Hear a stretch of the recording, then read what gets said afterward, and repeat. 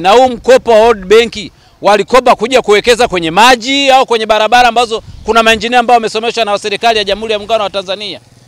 Isitoshe hizi kamati za maafa za wilaya, za mkoa, za taifa, hili swala hawalioni. Hizi ni ripoti za Card News 24 kutokea Kigoma.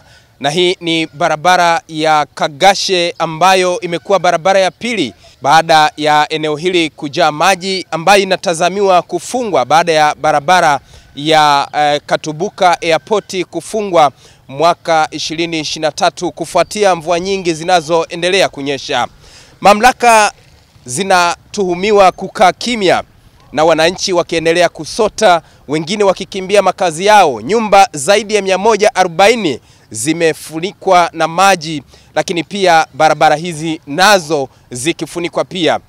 Taarifa zinaelezwa kuwa mamlaka zinadai wananchi walivamia maji. Lakini je, swali la kujiuliza, barabara nazo pia zimevamia maji?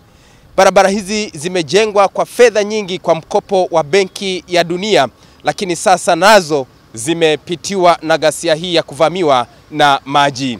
Hili swala limekuwa ni kero kwa sababu haya maji ni yatoka 2023 mwezi wa 12.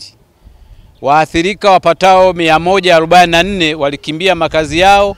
Tunamshukuru Mungu hakuna maafa yaliyotokea kwa sababu tuliwapa tahadhari mapema kulingana na mvua zilizokuwa zinanyesha. Lakini serikali imekuwa ikituahidi chini ya mkuu wa wilaya Salim Kare aliyeondoka kwamba maji haya tutafanywa utaratibu wa kuyaondoa.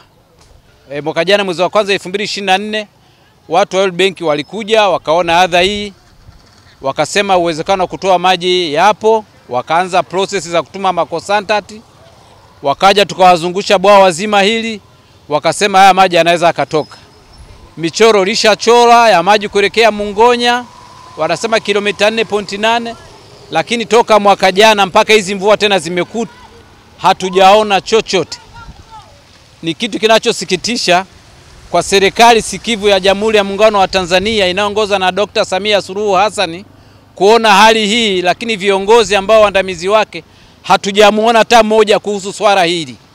Jambo la kusikitisha, hii barabara kuna propaganda zinapita kwamba watu hawa wapatao 144 kwamba walivamia maeneo haya na maji haya hayakuwepo. Walipimiwa na manispaa na hati wanazo, miundombinu ya maji na umeme yote ipo.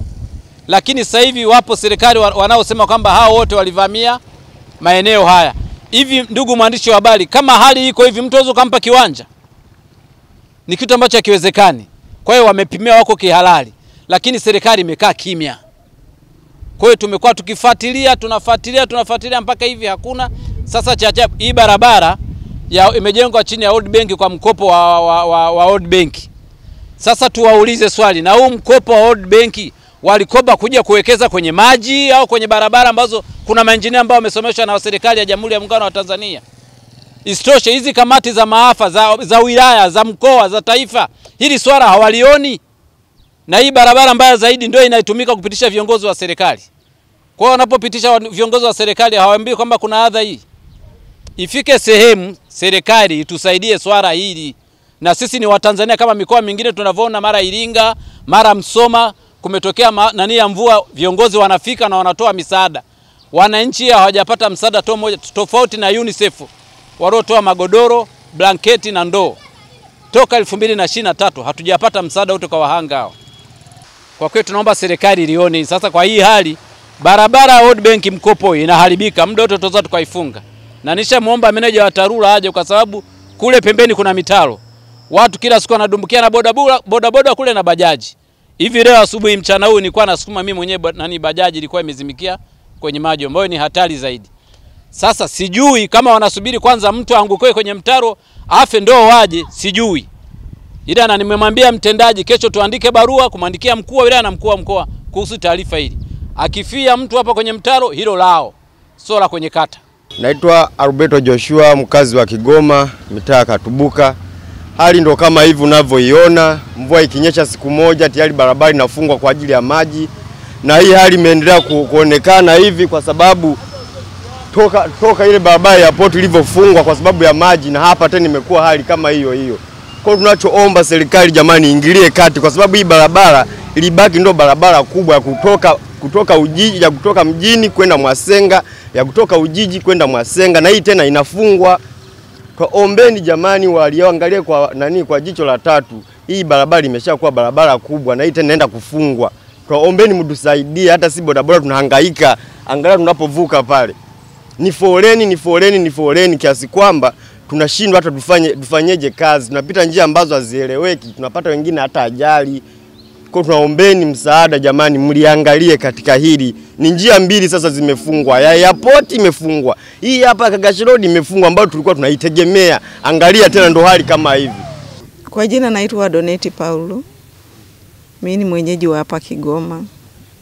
Na nimehamia Katubuka hapa zaidi ya miaka 30. Hatukuwahi kuona maji. Viwanja tulipimiwa, hati miliki tulipewa. Lakini maji yametuvamia, hatuoni serikali inafanya chochote juu yetu. Tunaomba. Hatuhitaji kupewa viwanja, tuhitaji kupewa chochote. Tunaomba serikali tuondolee maji, maana sisi ni watu wazima. Tunaenda kuanza maisha mapya wapi? Tutaishije? Tumelala tongo macho, maji ndio yanasogea kila siku. Ombi kwa serikali, ombi kwa mama, ombi kwa yule naye nisikia ambaye ni kiongozi mkuu anaweza kayaongoza haya na kuyafanya. Kuyasikiliza haya na kuyachukulia maamuzi. Sisi shida yetu ni kuondoa maji haya. Maana kwa umri wetu tutaenda wapi? Kwa umri wetu tumewekeza hapa. Kwa umri wetu tunategemea maisha yetu ni hapa.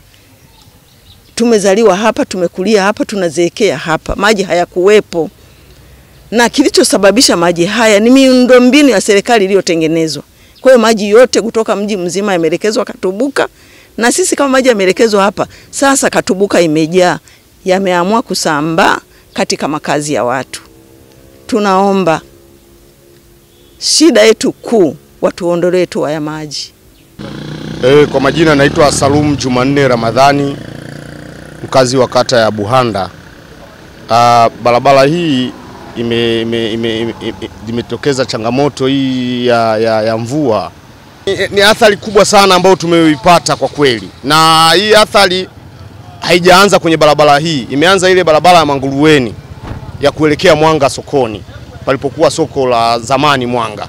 Ile ilikuwa ni barabara kubwa ambayo inaelekea airport, lakini nayo ilipata dharuba kama dharuba hii ambayo imepata barabara hii. Tulikuwa tunaitegemea hii barabara kubwa na ndio tulikuwa tunafanya vizuri sana, tunapita hapa tunakwenda kwenye shughuli zetu. Lakini sasa kupitia na yenyewe ishatokea tena hivi, tunaomba tu serikali iangalie namna ya kufanya ili iweze kutusababishia sisi kutupa urahisi wa kufika hasa mjini. Na viongozi wetu wanaona. Lakini ninashangaa pale ambapo inapotokea changamoto wanakuwa ni wazito kututatulia hii changamoto.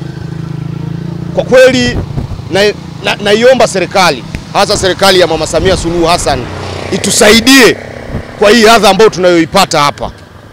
Yaani itusaidie kwa hii adha ambayo tunayoipata hapa. Ikiwezekana sasa watufanyie mbadala, watengeneze kalavati, kwa sababu hizi barabara kalavati zake zilikuwa ni ndogo. Kama watatutengenezea kalavati kubwa, mimi nadhani hii adha inaweza ikapungua kwa kweli. Hata hivyo, mamlaka zinazohusika kutolea majibu changamoto hizi tumezitafuta bila mafanikio, kwa madai kuwa bado ni kipindi cha sikukuu na hawapo ofisini.